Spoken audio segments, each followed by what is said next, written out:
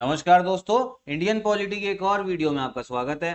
Polity की top 500 MCQ की series देख रहे हैं। जो क्वेश्चंस है बिल्कुल लेटेस्ट ट्रेंड ऑफ पैटर्न के हिसाब से, उस हिसाब से जिस हिसाब से आयोग आपसे इस टाइम पे क्वेश्चंस पूछ रहा है, तो कट ऑफ बढ़िया तरीके से क्लियर करने के लिए सीरीज को अच्छे से फॉलो करिएगा।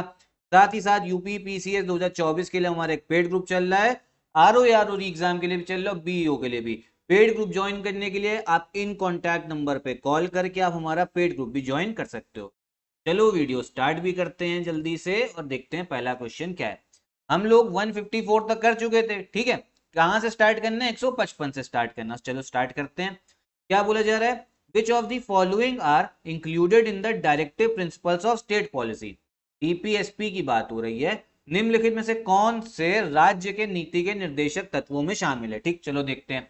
पहला बोला जा रहा है prohibition of traffic in human beings and forced labour. ये नहीं शामिल है, ठीक है, ये वाला नहीं है। ये आपका एक मूल अधिकार है, मौलिक अधिकार है। कौन सा? फर्स्ट वाला, फंडामेंटल राइट है। तो डीपीएसपी का पार्ट नहीं है। अब देखो जो लिखा हुआ है ना, इसका मतलब समझ लो। ये लिखा हुआ है ट्रैफिक इन ह्यूमन बींग्स, इसका मतलब ये नहीं कि कहीं जाम लगा हुआ है। इसका मतलब ये होता है ट्रैफिकिंग इन ह्यूमन बींग्स का, कि जो इंसान है ना, वो लोग, कुछ लोग इसको, इंसानों को खरीद रहे हैं और किसी दूसरे देश में जाके बेच रहे हैं, ठीक है। इंसानों की खरीद फरोख्त हो रही है, ये चीज मतलब होता है। ये ब्लैक मार्केट में चलता है, बिल्कुल इलीगल। किस लिए होता है? मान लो कहीं गुलाम आपको खरीदे, ठीक है, जैसे अफ्रीका से किसी को खरीदा, उसको कहीं और देश में जाके बेचना है, तो सब ब्लैक मार्केट इलीगल काम है, ठीक है। आप समझो छोटी बच्चियों को खरीद लिया जाता है, मूवी वूवी आप देखते हो, बहुत गलत काम है। मतलब समझो, अगर आप सुनोगे ना इसको तो एकदम इतना बुरा लगेगा, लेकिन ये होता है। हर सरकार जो है इसको कंट्रोल करने के लिए नियम बनाती है, ठीक। तो ये हमारे फंडामेंटल राइट में है।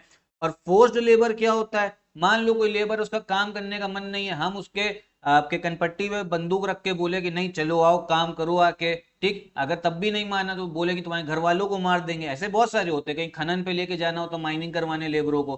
तो जो फोर्स्ड लेबर है, जो प्राचीन काल से चलता आया है, और जो ट्रैफिकिंग है, इसको हमें रोकना है, प्रोहिबिशन, इसका प्रतिषेध। और ये हमारे फंडामेंटल राइट, मूल अधिकार में दे रखा है, ठीक। डीपीएसपी में नहीं है। चलो ठीक।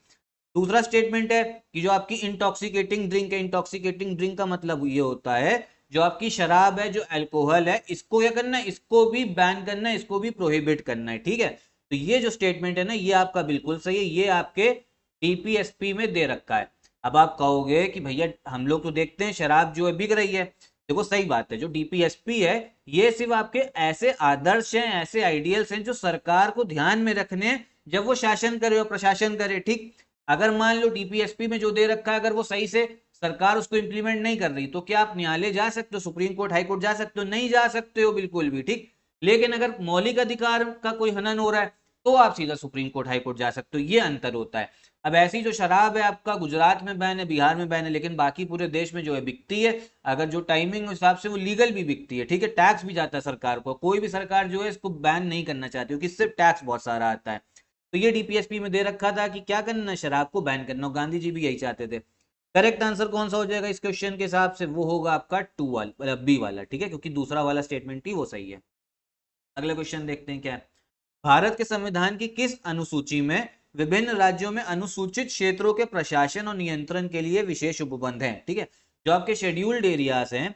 चलो पढ़ लेते हैं। Which schedule of the constitution of India contain special provisions for the administration and control of scheduled areas in several states. ठीक है, जो शेड्यूल्ड एरियाज है, अनुसूचित क्षेत्र, क्या होता है? जहां पे आपकी जनजातीय जनसंख्या ज्यादा हो, ठीक, वहां पे वो एरिया जो है बाकी आस पड़ोस के एरिया के मुकाबले इकोनॉमिक बैकवर्ड हो, मतलब, ठीक है, मतलब वहां पे आर्थिक विकास इतना ना हुआ हो। ये सब इसके फैक्टर्स होते हैं, काफी सारे होते हैं, फिर शेड्यूल्ड एरिया बोला जाता है।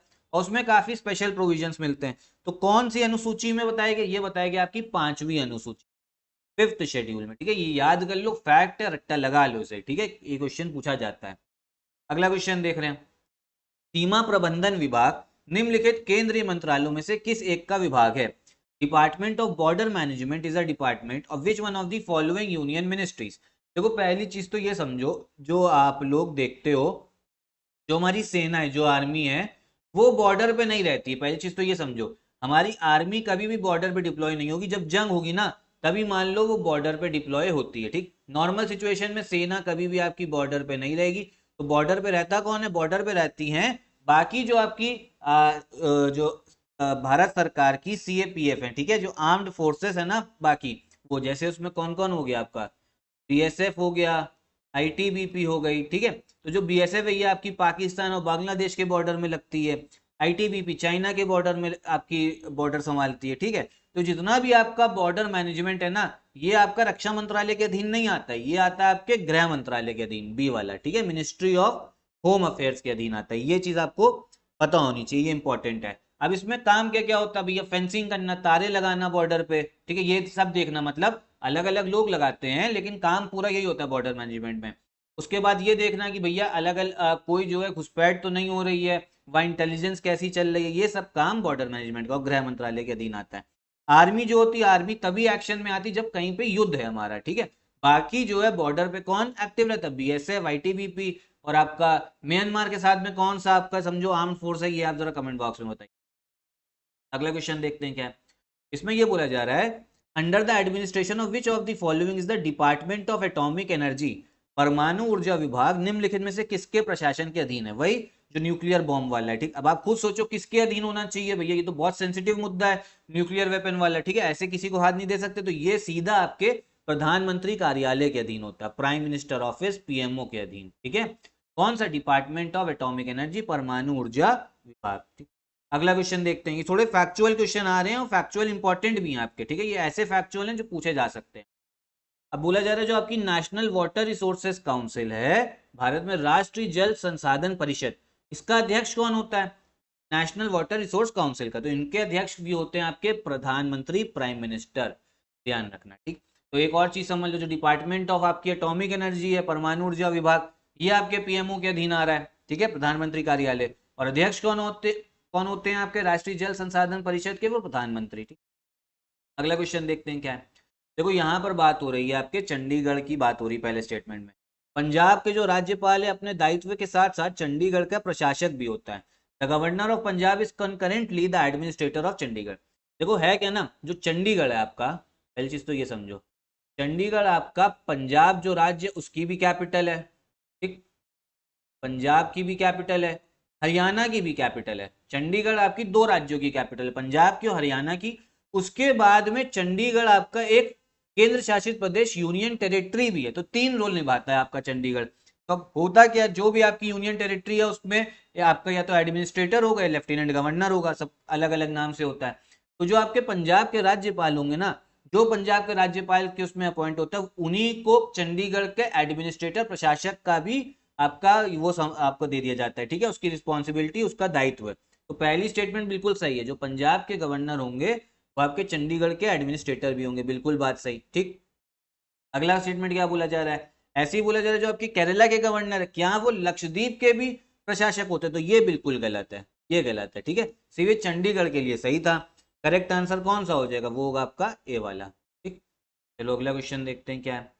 अब इसमें देखो एडवोकेट जनरल के बारे में बात हो रही है, जो राज्य के महाधिवक्ता होते हैं। इनका काम क्या होता है, ये राज्य सरकार के वकील होते हैं। मान लो राज्य सरकार का कोई केस है हाई कोर्ट में, तो राज्य सरकार की तरफ से कौन आपका केस लड़ता है, वो एडवोकेट जनरल लड़ते हैं। अब इसमें यह बोला जा रहा है जो राज्य के महाधिवक्ता है उनकी नियुक्ति कौन कर रहे हैं, बोला जा रहा है राष्ट्रपति कर रहे हैं। तो ये बिल्कुल गलत है भैया, राज्य के हैं तो नियुक्ति कौन करेंगे, वो करेंगे आपके गवर्नर करेंगे, ठीक है। ये पहला वाला गलत होता है, तो दूसरे वाला है ना वो भी गलत दे रखा है, ठीक। तो इसमें करेक्ट आंसर कौन सा हो जाएगा, डी वाला हो जाएगा, ध्यान रखिएगा। अगला क्वेश्चन क्या है। अब बोला जा रहा है कि भैया भारत में जो पहला नगर निगम था, म्यूनिसिपल कॉर्पोरेशन, कहाँ पर उसको बनाया गया था। अभी तो 2024 चल रहा है, जो पहला म्यूनिसिपल कॉर्पोरेशन है ना, बना मद्रास में आपका, ठीक है, इधर मद्रास में बना है। एक चीज और समझ लो, अंग्रेजों ने बनवाया था, क्योंकि अंग्रेजों कब तक यहाँ पे रूल हो गया था मद्रास में।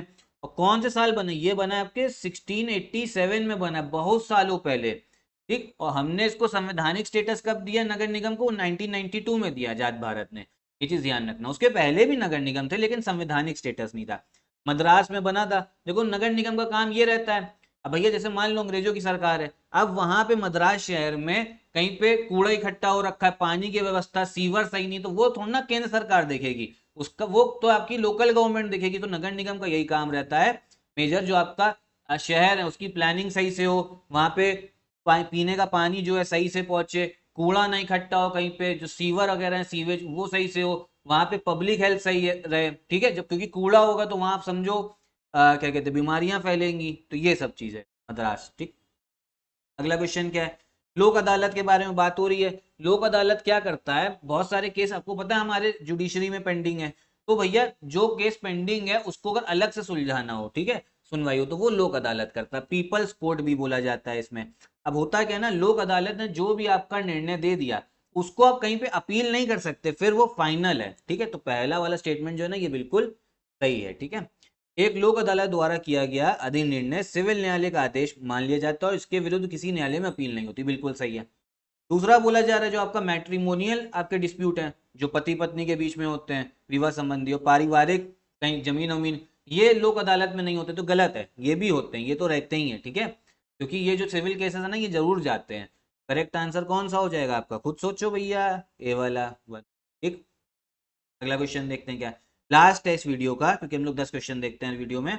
अब इसमें बोला जा रहा है, केंद्र सरकार को लेके बोला जा रहा है, भारत के संविधान में उपबंध है कि आपका संसद कैबिनेट मंत्री अनिवार्य रूप से केवल लोकसभा के ही आसीन सदस्य होंगे। गलत है, बिल्कुल गलत है, क्योंकि जो आपकी मंत्री परिषद है ना, काउंसिल ऑफ मिनिस्टर्स, ये आपके लोकसभा से भी हो सकते हैं और राज्यसभा से भी दोनों जगह से मंत्री हो, ठीक है, कहीं से भी हो सकते हैं, बस आपके सदस्य होना चाहिए, ठीक है, कहीं से भी मंत्री बना सकते हो।